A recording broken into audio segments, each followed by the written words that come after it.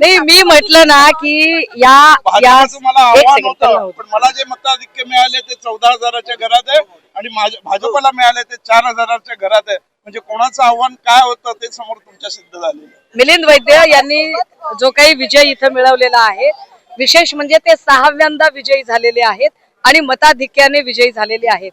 याचा अर्थ असा की ठाकरेंना धक्का अशा ज्या रोज बातम्या येत होत्या आणि कितीही अमका दिग्गज गेला तमका दिग्गज गेला असं कितीही बातम्या दाखवल्या तरी दिग्गजांची काय वाताहत झाली ते आपण बघत आहात.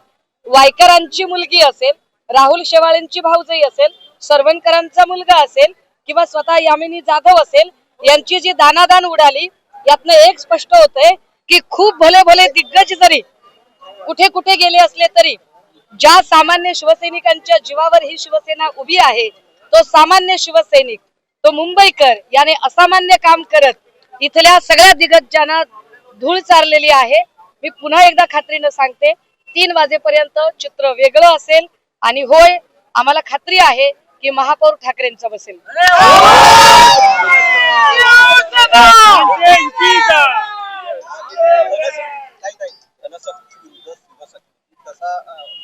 अर्थात ही धनशक्ती विरुद्ध जनशक्ती तर होती, पण ही निष्ठावंतांची लढाई होती. ज्यांनी रोज बातम्या देऊन अक्षरशः डोकं पिकवलं होतं की रोज ठाकरेंना धक्के, पण आता लक्षात आलं असेल की ठाकरेंना धक्के अशा कितीही बातम्या दिल्या तरी गद्दारांच्या सोबत किती टक्के, तर फार तर खोकेवाल्यांचे टक्के त्यांच्या सोबत असतील, पण सामान्य शिवसैनिक ज्या पद्धतीने इथे महेश सावंतांनी एक लढत दिलेली आहे, मिलिंदजी निवडून आलेले आहेत, आमच्या लोना रावतजी निवडून आलेल्या आहेत, आमच्या सकीना शेख निवडून आलेल्या आहेत, निशिकांत शिंदेची लढत ही फार महत्वाची लढत होती, ते निवडून आलेले आहेत.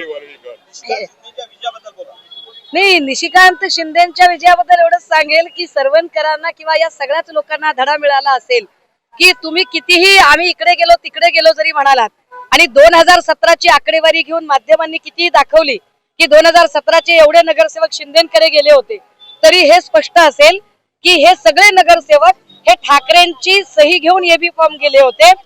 ठाकरेंची सही त्या एबी फॉर्म वर होती म्हणून 17ला ते निवडून आले होते. यावेळेला तिथे ठाकरेंची सही नाही. याचा काय परिणाम होऊ शकतो हे सरवणकर, राहुल शेवाळेला तर दुसऱ्यांदा, यामिनी जाधवला तिसऱ्यांदा, त्या सगळ्यांना हे कळलेलं आहे. आमची यामिनी जाधवांना पुन्हा विनंती आहे की आता लोकसभा झाली, विधानसभा झाली, महानगरपालिका झाली, एखाद्या ग्रामपंचायतीत सुद्धा त्यांनी उभं राहावं, हरकत नाही.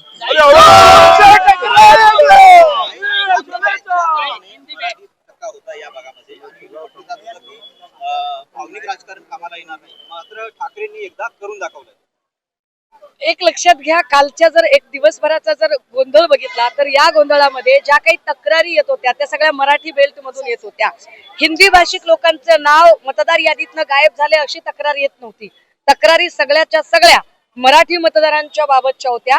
मराठी मतदार हा ठाकरेंचा कोर मतदार आहे आणि या कोर मतदारावर आघात करण्याचा सगळ्या प्रकारची कपटनीती, कूटनीती, षडयंत्रांचं राजकारण काल दिवसभर केलं गेलं. काल दिवसभरामध्ये म्हणजे माझे मामा कलानगर मध्ये राहतात, ते गेली 34 वर्ष कलानगर मध्ये मतदान करतात. काल त्यांचं नाव मालाड मध्ये दिसलं, काल त्यांचं नाव कलानगर मध्ये नव्हतं. हे विशेष आहे.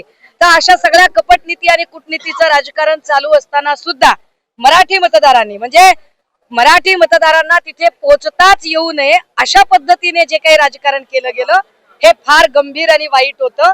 मात्र तरी सुद्धा प्रत्येक मराठी मतदाराने, मराठी कलाकाराने, मराठी पत्रकाराने, मराठी उद्योजकाने, मराठी मनाच्या मराठी माणसाने, प्रत्येकाने ज्याने भरभरून हा कौल दिला त्या प्रत्येकाचे आम्ही